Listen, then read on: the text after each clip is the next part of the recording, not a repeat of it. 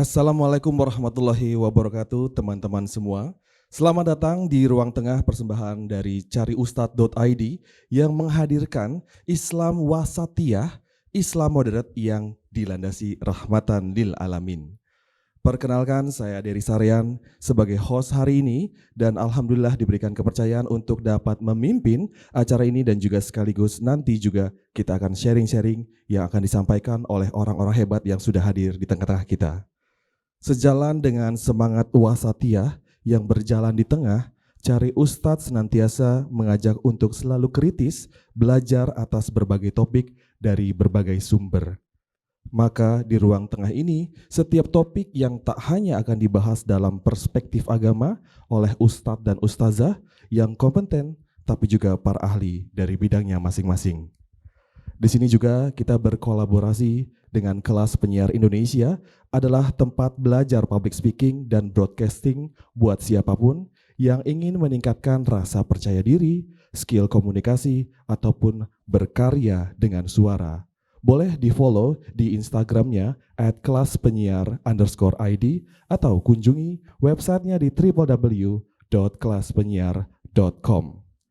Masih dalam suasana Ramadan dan insya Allah puasa kita selalu diberikan kekuatan dari permasalahan apapun.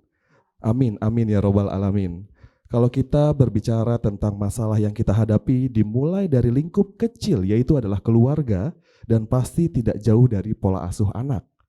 Karena adanya pola asuh anak itu pasti berbeda-beda setiap pengajaran orang tua, apalagi bagaimana cara mendidik anak kita menjadi lebih disiplin, punya inisiatif, bahkan bagaimana memiliki rasa empati dan juga tanggung jawab. Dan apalagi jika anak bisa disiplin dari puasa dan sholat tanpa ada imbalan apapun. Jangan sampai dengan sogokan, bahkan dengan pukulan. Baiklah, mari kita sapa dulu narasumber pada hari ini. Assalamualaikum warahmatullahi wabarakatuh. Ustazah Dr. Ina Salma Febriani MA. Betul ya? Iya betul. Alhamdulillah. Dan Waalaikumsalam. dan narasumber lainnya adalah Mbak Yunita Francisca, seorang praktisi pendidikan keluarga dari keluarga kita. Assalamualaikum. Waalaikumsalam. Waalaikumsalam warahmatullahi wabarakatuh. Baik, Mbak Friska ini adalah seorang praktisi dari keluarga kita, adalah organisasi pendidikan yang menyusun kurikulum pendidikan keluarga dan menginisiasikan Rangkul, yaitu relawan keluarga kita yang berperan sebagai penggerak pendidikan keluarga saat ini ada di 142 ya, betul ya? Di berbagai kota dan juga berbagai wilayah di Indonesia. Ya, luar biasa. Oke. Alhamdulillah ya. Baik, langsung saja ya kita mulai talk show pada hari ini. Kita langsung saja ke Ustazah Dr. Ina Salma Febriani MA ya. Nah, kalau ngomongin masalah keluarga nih, pasti kan yang sudah saya bahas di awal. Kalau misalkan pola asuh orang tua itu selalu berbeda-beda ya. Betul nah, sekali. Kapankah nih ya kalau misalkan di bulan suci Ramadan ini ya dianjurkan untuk saat sholat dan juga saat berpuasa? Silahkan. Oke, terima kasih pertanyaannya. Luar biasa ya, betul banget Mas. Jadi setiap keluarga itu memang sangat terpengaruh bagaimana cara orang tua atau lebih utamanya ibu ya Mbak mengasuhnya. Dan ketika mulai mengajak anak ibadah itu tantangannya adalah kita melihat kesiapan anak ya. Betul. Jadi mungkin tidak bisa dipatok berapa usia persisnya ya. Namun kita bisa melihat kesiapan anak ya dengan melihat rentang usia. Misalnya kalau kita melihat dari sabda Rasulullah misalnya, beliau memerintahkan kita semua untuk mengajak anak agar kenal ibadah di usia 7 tahun. Ya, jadi muru auladakum bisolati sab'ina sinin. Jadi mengajak anak untuk sholat ya di usia 7 tahun. Jadi belum ada punishment ya, belum ada hukuman-hukuman. Jadi silakan diajak dulu agar mereka nanti terbiasa. Baiklah, kita beralih ke Mbak Yunita Francisca ya selaku praktisi pendidik keluarga ya. Nah, kalau misalkan kita nih cara menumbuhkan kedisiplinan anak kita nih seperti apa sih? Oke, jadi sebenarnya kalau untuk disiplin sendiri kan memang nggak bisa instan ya Ustazah ya, mungkin, Betul Mas Dery. banget Iya, tantangan. nggak bisa instan karena kan, memang biasanya, kalau mau instan biasanya kan memang akhirnya jadinya lewat sogokan atau ancaman ya, atau mungkin, dalam yang lebih, gawat lagi tuh, lewat pukulan gitu.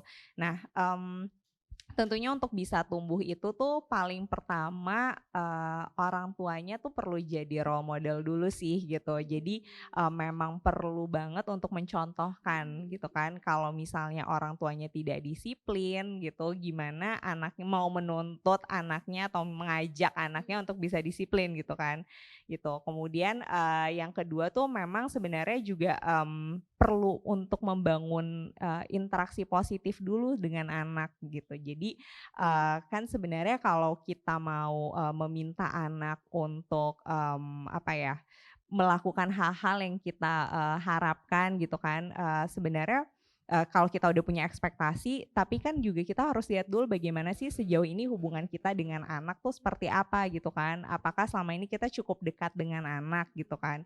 Jadi, perlu, untuk membangun interaksi positifnya juga dulu gitu. Nah yang kemudian yang ketiga tuh juga bisa dimulai dengan rutinitas, gitu Mas Dery. Jadi memang, yang sehari-hari ya, dan ini pasti menantang banget, aku nggak tahu deh kalau ustazah ya, tapi kalau aku nih, anakku kebetulan, umurnya ada yang, menjelang 3 tahun dan, juga ada yang menjelang, 7 tahun ya, baru 6 tahun setengah. Itu, PR banget untuk urusan makan, mandi gitu kan, tidur gitu. Nah itu, rutinitas sederhana itu tuh kalau misalnya kita bangun, insya Allah tuh, seiring, perkembangan anak juga untuk melakukan hal-hal lain yang, butuh disiplinan ya, itu tuh juga, jadinya bisa bertumbuh gitu.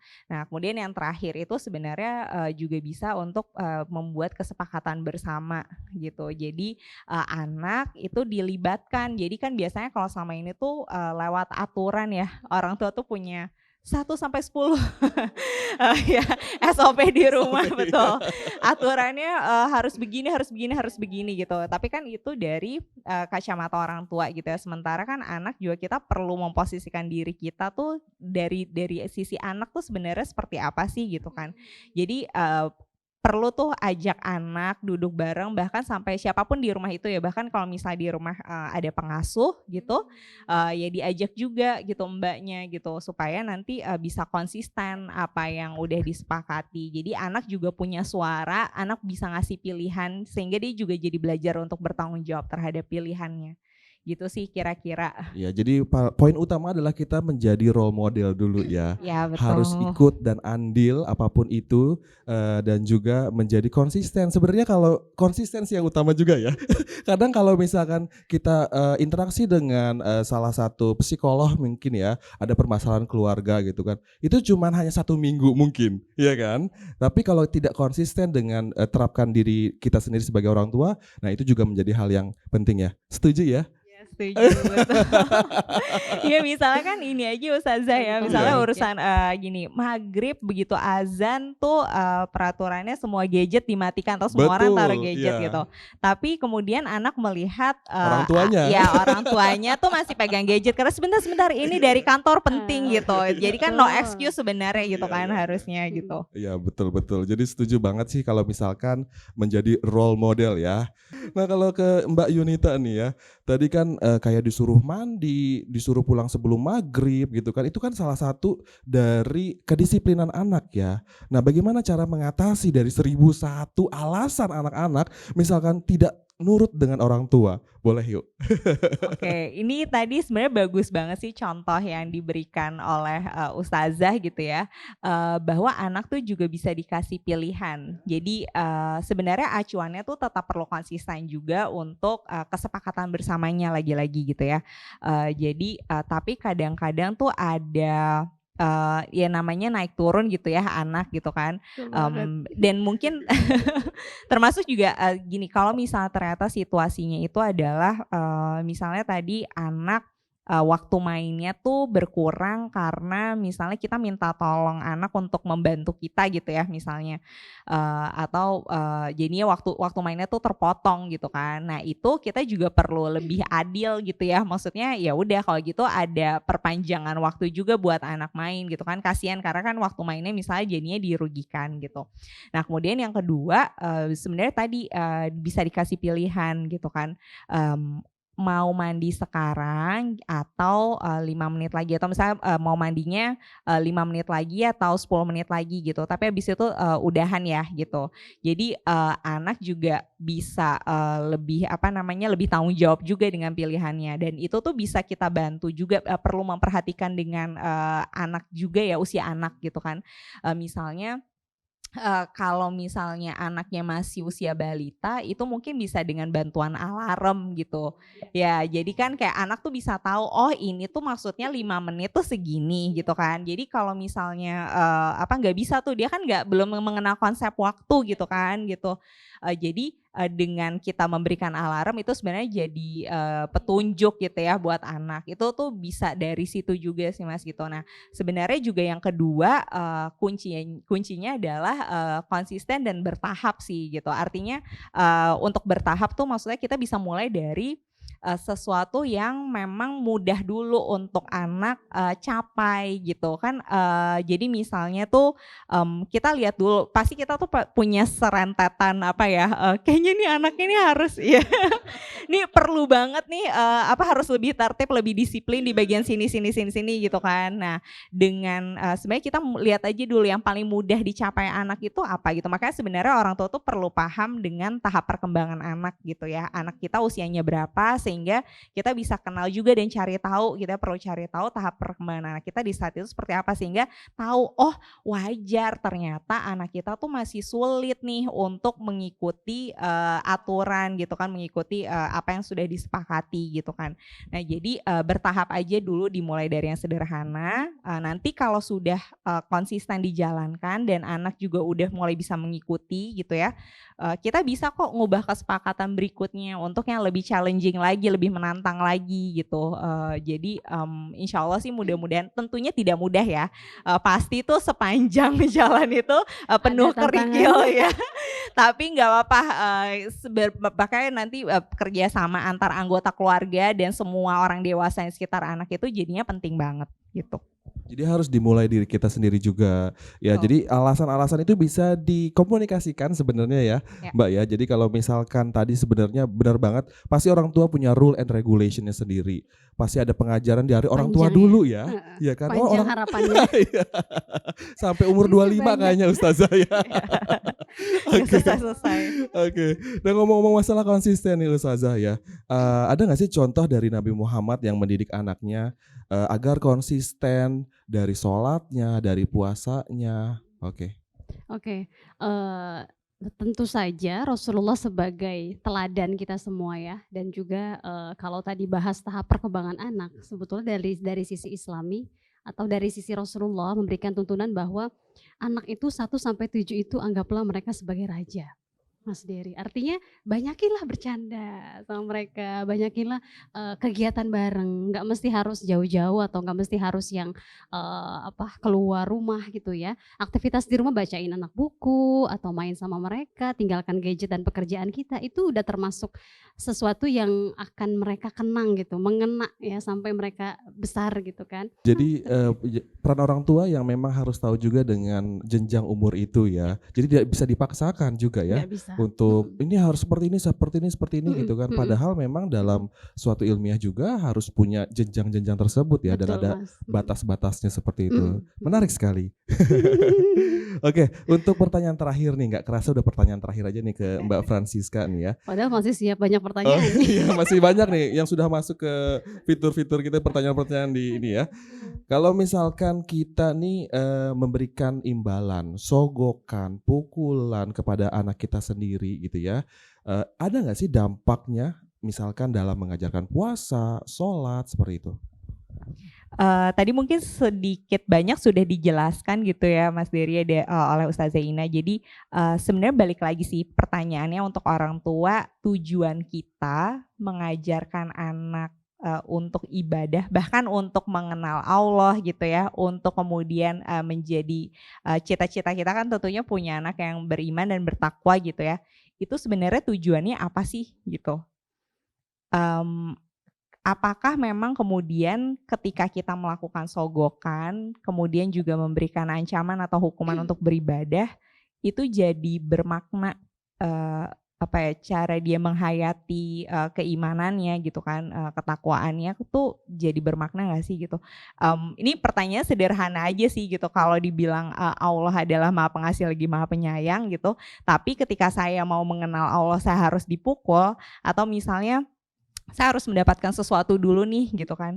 Kemudian di mana kasih sayang atau ininya kan ya gitu, Maha Pengasih Maha Penyayangnya di mana gitu kan. Itu sebenarnya hal yang kayaknya menjadi renungan banyak orang tua juga gitu ya. Saya paham sih sepertinya kan memang punya niatan tuh untuk mengenalkan gitu ya gitu. Tapi tentunya kita menghindari cara-cara instan tadi gitu.